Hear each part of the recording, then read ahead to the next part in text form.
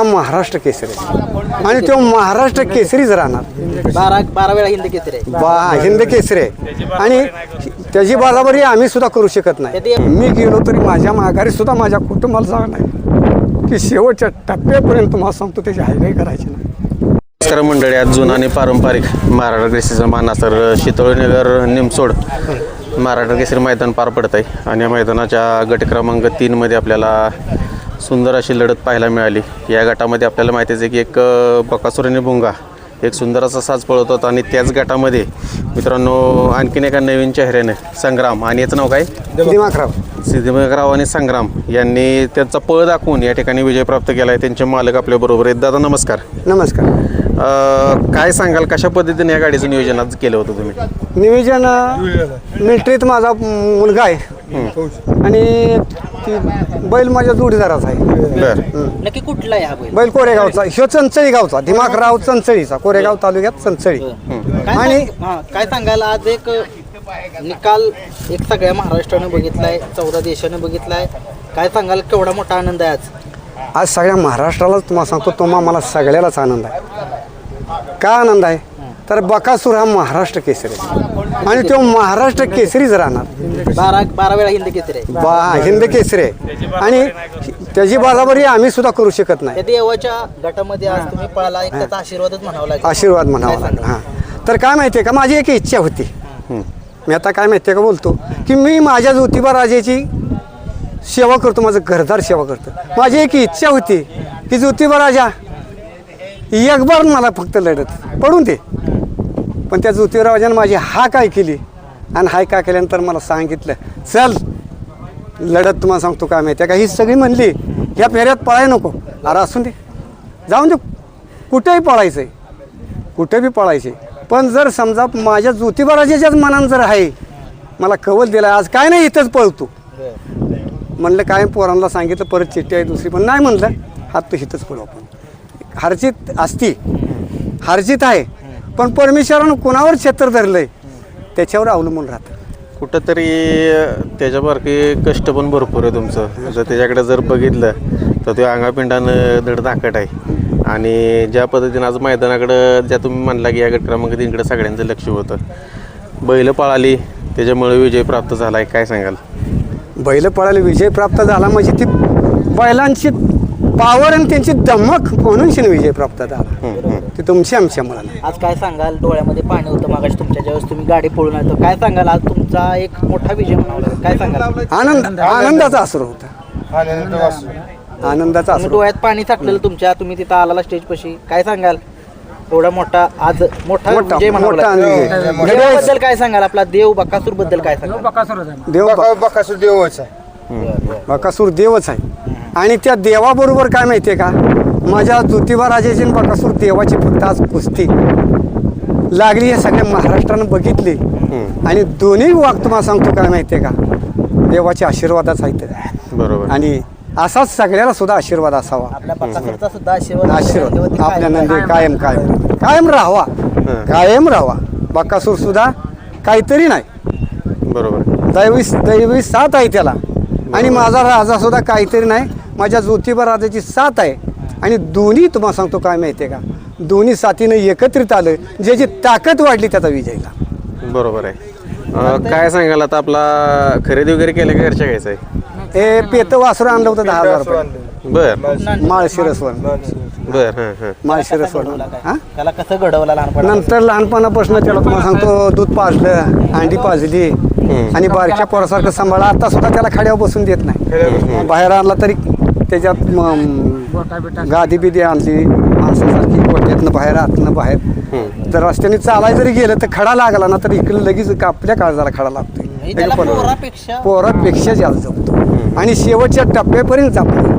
मी गेलो तरी माझ्या माघारी सुद्धा माझ्या कुटुंबाला जावं नाही की शेवटच्या टप्प्यापर्यंत तुम्हाला सांगतो त्याची हायवे करायची नाही. कुठंतरी बाबा या आनंद आशीर्वाद तुम्ही त्याच्यावरती एवढा जीव लावताय आणि हे जे अश्रू येतंय ना, माझा दिमाकराव म्हणून 88 फायदे घेणारा वाघ, दुनियाची खूप होती म्हणून वडूच्या फळात ज्या वेळेला फायनलला उतरलं तेव्हा शेप याला फक्त बोलावलं आणि शेप याला बोलावल्यानंतर बैलाला घातलं.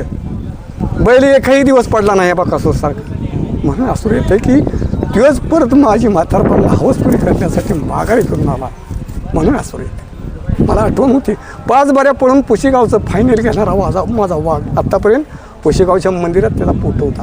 सुरेश पाचांगणे वर्धनगडचा बर माझा खास जोडीदार बर आणि अजून सुद्धा त्याच बैलाचं नाव त्याच्या घरी सुद्धा फोटो आहे. तसं असं प्रेमाचं ह्या सुद्धा पेशात जोडीदार व्हावं तर एकामेकावर प्रेम करावं आणि हे पेशात तुम्हाला सांगतो दम अहंकार कोणी पाळू नये. सगळ्याला कसं आहे हे पेशा आहे. सगळी बंधू भावानं तुम्हाला सांगतो प्रेमानं राहावी ती आणि प्रेमानं राहून शिनी हे पेशा कडवणे व्हा. कुणी कोणासंग तुम्हाला सांगतो दमानं अहंकारानं वादानं वागायचं नाही, प्रेमानं वागा. त्यानं सगळे सिद्ध केला स्वतःला आणि त्यानं दाखवलं की तो तुमच्या दिमागरावचा आशीर्वाद त्याच्यावरती राहिला. आहे. सगळ्या महाराष्ट्रानं त्याचा पळ बघितला, बघितला. चांगला पळाला. अशीच कामगिरी परत इथून पुढे करत राहावा आपला दिमागरावला. खूप साऱ्या शुभेच्छा तुम्हाला. तुम्हाला मंडळी आज जुनं आणि पारंपरिक शितोळीनगर निमसोडकरांचं महाराष्ट्र केसरीचं मैदान संपन्न होत आहे. या मैदानाच्या गट क्रमांक 3कडे सगळ्यांचं लक्ष लागलं होतं. आपल्याला पण माहिती आहे की एक सुंदर असा साज बकासूर आणि भोंगा या गटामध्ये पळाले होते. पण त्याच गटामध्ये आणखीन एका नंदीनं त्याचा पळ दाखवला आणि विजय प्राप्त केला आहे. त्यांचे मालक आपल्याबरोबर आहेत. दादा नमस्कार. नमस्कार. काय नाव आहे पहिलाच आपल्या? ज्युनियर संग्राम ज्युनियर संग्राम. कुठला आहे? कोरेगावचा. कोरेगावकरांचा ज्युनियर संग्राम आहे मित्रांनो. त्याच्यापासून कोण पळालं? दिमागराव चंचळीचा. चंचलीकरांचा दिमागराव आणि संग्राम ही गाडी मित्रांनो बकासूर आणि भोंगाच्या गाडीत गट क्रमांक 3मध्ये पळाले आणि त्यांनी विजय प्राप्त केला आहे. दादा काय सांगाल कशा या जोडीचं नियोजन झालं होतं? तुमचा पहिरा कसा झाला होता? 1 महिन्यापूर्वी चालू होतं माझं नियोजन. पण ती योगायोगानं मला पुढली तारीख खेळायची होती. पण फौजी काय ऐकायला म्हणले बर्गे आपण हेच मैदान खेळायचं. चालेल म्हणले खेळू, गाडी पाळणार आहे म्हणलं. काय तांदवडीच्या मैदानामध्ये गुलाल मिळवला आणि तिथून थोडासा लोकांना उजेडामध्ये माहीत होता. आज 14 देशाला मिळाला ते तांदळवाडीचा गोलाल म्हणजे कोलेश्वरचा गोलाल, महादेवाचा गोलाल आहे. तिथनं सुरुवात माझी चांगली झाली. पहिली सुद्धा बैल माझी सगळी हिंद केसरी झालेली आहे. बैल तो आता 16-17 वर्षाचा घरी आहे माझ्या. हिंद केसरी मोठा संग्राम म्हणून आहे. टॅटू म्हणून त्याचं नाव असायचं कायम आणि टॅटू नाव माळशिरसकरांनी पाडलेलं आहे. एवढा मला त्यांचा अभिमान बी आहे. त्या बैलाला मला एवढं मागितलं तरी मी दिला नाही. त्याचा घेऊन नातो आहे. आज एवढं मोठं यश आज सगळ्या महाराष्ट्रानं नाही 14 देशानं बघितले.